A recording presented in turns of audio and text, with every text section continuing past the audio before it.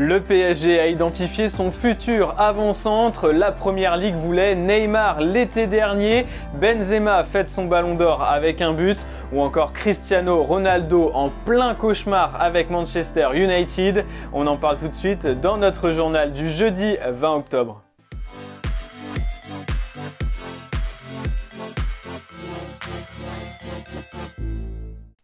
C'est l'une des raisons du mal-être de Kylian Mbappé au PSG. La star de 23 ans attendait l'été dernier un renfort au poste d'avant-centre capable d'évoluer dans le rôle de pivot afin de lui permettre de jouer sur le côté gauche. Mais pour ne pas laisser filer sa star dès l'été prochain, le PSG est bien décidé à le satisfaire au mercato hivernal. Et en ce sens, la piste Joao Félix a été activée pour ce mercato hivernal justement. Alors l'attaquant portugais de 22 ans n'a pas vraiment le profil d'un joueur capable de jouer en pivot, mais il vit en ce moment un véritable cauchemar à l'Atlético de Madrid. Incapable de marquer le moindre but en 12 apparitions depuis le début de la saison, il est désormais relégué au bout du banc par Simeone, une situation dont Paris aimerait profiter en janvier selon AS. Des contacts auraient déjà été noués avec son entourage, mais les négociations sont encore loin d'avoir abouti.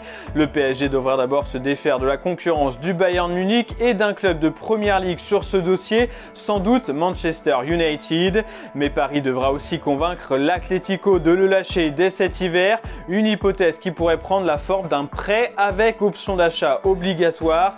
Pour rappel, Joao Félix a été recruté 126 millions d'euros en 2019 à Benfica et ne sera évidemment pas bradé par les Colchoneros.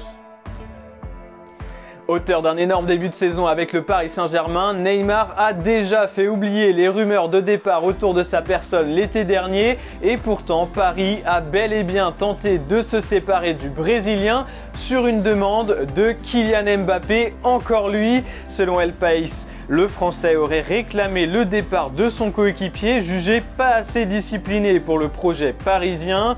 Et si le PSG n'a finalement pas réussi à s'en séparer, deux clubs de Première Ligue sont bel et bien venus au renseignement durant l'intersaison. Il s'agit de Newcastle et Chelsea. Les Magpies étaient prêts à monter une opération à 400 millions d'euros, mais Neymar a refusé de rejoindre le club anglais, pas assez huppé selon lui.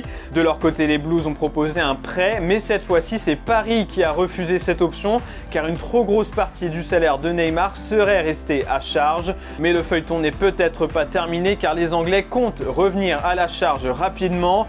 Mais le son de cloche ne sera alors peut-être plus le même du côté de Paris maintenant que Neymar semble avoir retrouvé son meilleur niveau.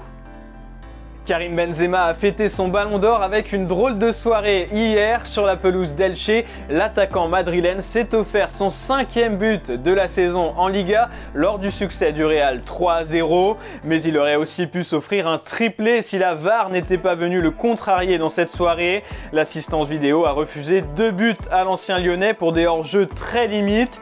Mais il en fallait plus pour enlever son sourire à Cabenueve, élu ballon d'or ce lundi soir. Pour l'occasion, son équipementier lui a offert une livraison spéciale de ses chaussures toutes dorées, un clin d'œil pour récompenser celui qui est désormais le meilleur joueur du monde.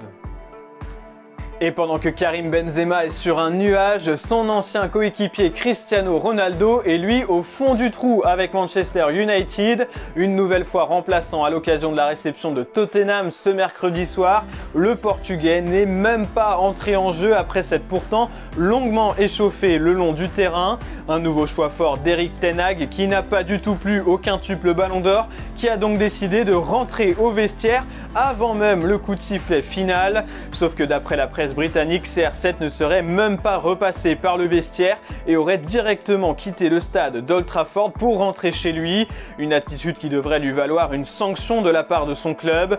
Le torchon brûle plus que jamais entre Ronaldo et Manchester United et une séparation semble désormais inévitable. Nouveau coup dur en vue pour Didier Deschamps, Mike Maignan a rechuté de sa blessure au mollet et pourrait être éloigné des terrains pendant encore plusieurs semaines. À quelques jours de l'annonce de la liste pour la Coupe du Monde 2022 le 9 novembre prochain, l'incertitude plane au-dessus de la doublure attitrée d'Hugo Lloris. Pour rappel, Didier Deschamps est déjà privé de N'Golo Kanté, blessé pour plusieurs mois, et doit composer avec le doute autour de Paul Pogba. Si le milieu de la Juve a repris partiellement l'entraînement avec son club cette semaine, sa présence est encore loin d'être assurée au Qatar.